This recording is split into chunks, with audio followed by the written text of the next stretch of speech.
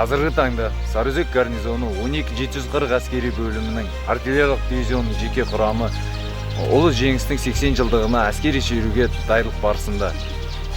Дайырлық өте сапалы, әрбір сапта тұрған әрбір әскери қызметші жеңісіміздің 80 жылдығына өтетін әскери шеруге қатысуды абырой және мақтаныш тұтады. Сабымыздағы тұрған мерзімді әскери қызметшілердің көздерінде оттары, жүректерінде шоқтары бар жігіттерді таңдап еліміздің мақтанышы бас қаласы Астанада өтетін шеруге қатысады.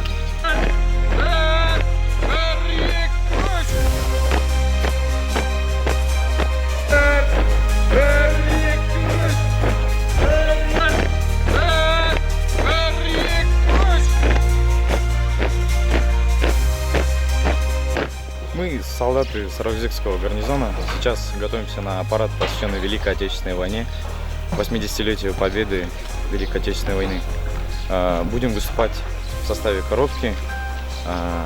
Парад будет проходить в городе Астана. Это большая честь пройтись перед президентом, перед министром обороны. Это будет видеть весь мир.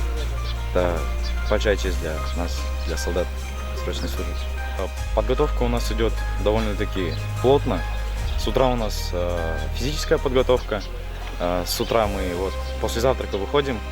После построения у нас пробежка, физическая подготовка, отжимания, бег, разминка. После обеда у нас идет уже сама строевая подготовка. Шагаем, бронежилет, каска, оружие как положено, чтобы в дальнейшем нам было легче пройтись и чтобы уверенности как было у нас больше.